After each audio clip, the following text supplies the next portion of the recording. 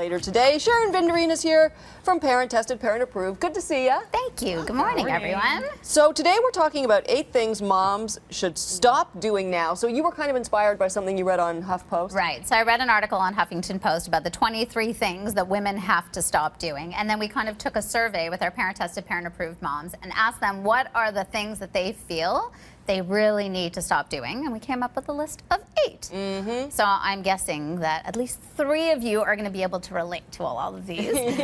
So the first one, apologizing all the time. Women seem to feel the need to apologize constantly, and there's actually research that shows women say sorry more than men.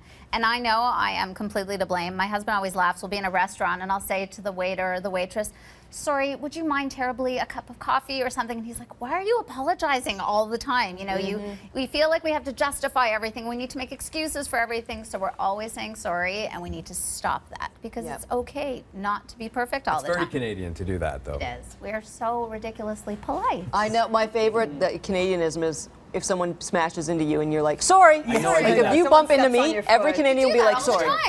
All the time. It's classic. But another thing that women tend to do, and this goes back to what you were saying the other day, saying yes to everyone. We are yes people. We feel so bad saying no to anyone. We also feel that if we don't say yes to everything, we're going to miss out on something amazing. But the reality is there's only so much you can do. People actually respect you when you have some boundaries and you say, no, I'm sorry. You know those weeks where you've literally said yes every single night, you have an event to go to, your work day is already packed, you're taking kids to different programs, and by the end of the week, you are miserable. As a wife, what's that expression, happy wife, happy life? If you're saying yes to everything and you are ultra stressed, you are not a happy person and you are probably taking that out. And maybe this is the Canadian in me, but how do you learn how to do this in a nice way? Because I do like the fact that we're polite and considerate. Now, when you go a little to the extreme, then, you know, people start to walk all over you. I think it's Rosie's sentiment from the other day. Yes, you know, when we were talking about stripping down, taking a picture just to feel, just to feel your body and to love your body more. That was a fantastic subject and a fantastic conversation that we all had. But when I was asked to do it, I said, nope.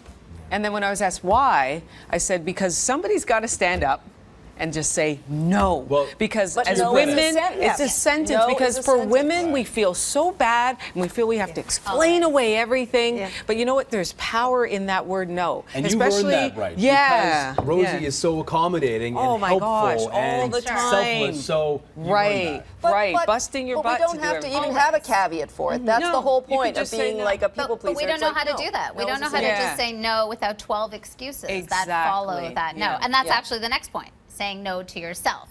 We tend to say no to anything that makes us feel good because we end up feeling guilty about it. There is that guilt factor with moms constantly. And I don't know if it relates to dads as well, because I feel dads put a little, they're not as emotionally involved with every decision. Like I find they'll make a decision and they're okay with it and they've moved past it. Whereas a woman, pragmatic. Right. A woman will make a decision. She'll say, you know, it's not as important for me to do that, and it's, you know, I don't really need that me so time. Many groups, right? When you're making a decision And as a woman, it's the guilt. And the second guessing yourself sort of goes along with that, right? I think that one is the funniest, and this is something that I am hugely at fault for, and my husband has been helping me with this. So second guessing yourself, you kind of have a gut feeling as to what the right answer is to any situation. But instead of going with that gut, we tend to ask 8 to 10 people their opinions on things. And I feel like I do that all the time. You're doing a survey, right? That's exactly what it is. But very often I find my husband will turn to me and say, so you're asking my opinion, but do you actually want it? Because at the end of this, you're going to be doing what you want to do. So we feel that we've somehow entrusted all of these people to help make this decision that we are probably better equipped to make anyhow. So you have to question why it is you're asking everybody what the right decision for you or your family is. You probably know best. We end up going with our gut instinct anyways. Yeah, trust yourself. And sometimes you're just looking for validation, right? And so when you don't get the validation, you're like, okay, try again. Try again. Try again, please. Person who's going to agree with exactly my plan of action. Totally. So comparing your real life to someone else's virtual life. So Facebook is like that place you go to feel bad about yourself and your life. So this weekend, Apparently, the thing to do this weekend was apple picking because boy, oh boy, there were the most beautiful pictures of everybody apple picking with their children. And I was that mom who didn't take her kids apple picking, so I'm obviously horrible. But you go online and you see all these amazing pictures, but you don't see the 2 seconds before that picture where you're, as a mom, you're screaming, make sure you smile. Don't push your sister over. Don't push her into that haystack. Don't throw that apple at them. So everybody puts these little snapshots of their perfect life online, and people go online, like me. I think I'm called a creeper because I don't post a ton of pictures, but I will look at people's updates. And you see these perfect little snippets of their lives, and you think, oh my God, my life can't possibly compare to that. That's the thing, because that's all I saw this weekend was pictures of apple picking. That was it. And really, quite frankly, do you care that somebody else's children had a wonderful time apple picking? Probably not. And WebMDing everything. Everything. So we all have decided that because the internet exists, we're all doctors. So sometimes a rash on your child is really just a rash. And if you're more concerned, take them to the doctor. Because if you go online, that rash could be a symptom of 50 million diseases. It'll make you insane. If you go to the doctor with your child, they'll tell you in 3 seconds it's rosacea, or it's there's all these little odd diseases that kids catch when they're little, like slap face. Have you heard of that one? Oh, where yeah. literally it looks like a slap on their face, and it passes on its own. So we are not doctors. We shouldn't spend all our time on the internet trying to be doctors. Yep. Stop pretending our children are perfect. So I don't know about you guys, but my kids are not perfect. I love them to death, but they were not born these little perfect people. So there's a lot of people who can't accept that their child could possibly do anything wrong.